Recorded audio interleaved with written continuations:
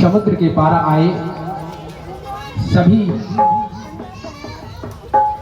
वानर जाति और हर्ष के साथ में आज बालाजी महाराज की जय जयकार करने लगी कि जय हो तुम्हारी हनुमान जी, बोलो राम राम। जय हो तुम्हारी हनुमान जी, बोलो राम राम। जय हो हनुमान जी, बोलो राम राम।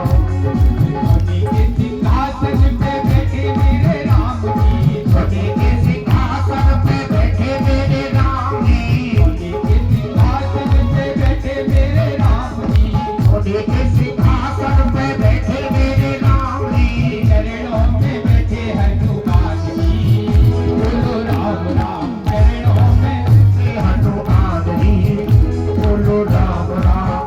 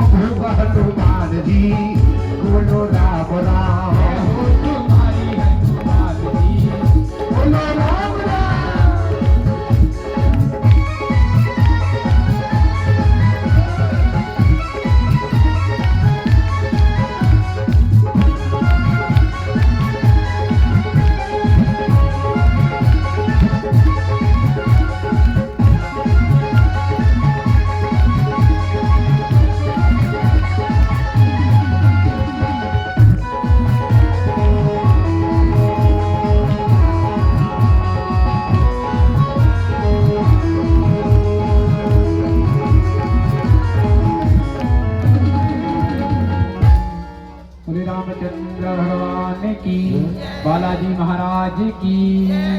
एक बार कहेंगे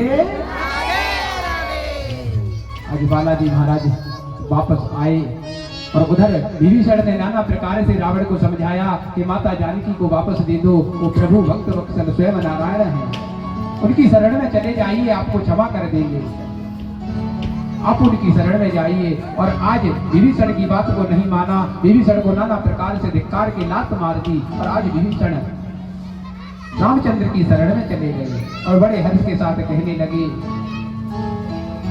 आज विभीषण ने श्री रामचंद्र को समझाया कि आप जाइए, समुद्र से विलय कीजिए और आपको समुद्र से रास्ता मिलेगी। राम जी ने समुद्र से रास्ता मांगी, 3 दिन बीत गए, नहीं रास्ता दी। और लक्ष्मण जी ने समझाया कि ऐसे नहीं मानने वाले हैं और आप कितनी भी विनय कर लीजिए, लेकिन रामचंद्र जी कहने लगे आप धैर्य रखिए। और 3 दिन तक बैठे रहे और समुद्र ने जब रास्ता नहीं देने का प्रण ठाना तो आज राजा रामचंद्र ने और भगवान ने समुद्र को सुखाने का निर्णय कर लिया कि अभी मैं इसे एक बार से सुखा दूंगा।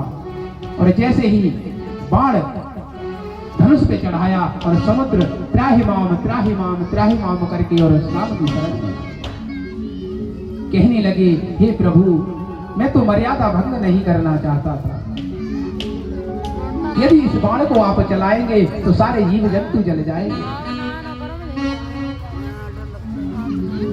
कहने लगे समुद्र से कि आप कोई उपाय बताइए। समुद्र ने कहा, आपकी सेना में तो नलनील नाम के वानर हैं और उन्हें श्राप है कि जो भी पत्थर पानी में फेंकेंगे वो तैर जाएगा। कोई कुछ भी फेंकेंगे, आप पत्थरों पर राम नाम लिखकर और उनसे पत्थर पानी में फेंकवाइए और आप उस पुल का निर्माण करें, राम सेतु का निर्माण करें। राम सेतु का निर्माण किया और रावण का संहार किया। रावण का संहार करने के बाद में पुनः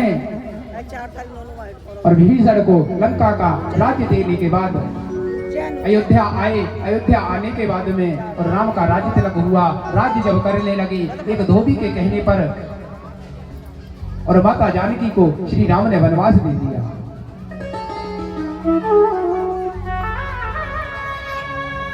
एक दिन की बात है, धोबी और धोबिन में झगड़ा हो गया और धोबिन जब कहीं से बाहर से देर को घर आई तो धोबी कहने लगा, कहाँ थी?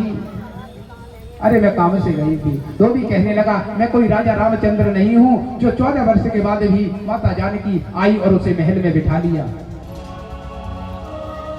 आज ये बात जब रामचंद्र जी तक पहुंची तो माता जानकी को त्यागने का निर्णय कर लिया। राजा वही हो जो प्रजा के लिए सर्वस्व त्याग दे, प्रजा के लिए, प्रजा के हित में कार्य करे, ना कि कुर्सी पाने के बाद में अपने परिवार का ही पालन पोषण करे।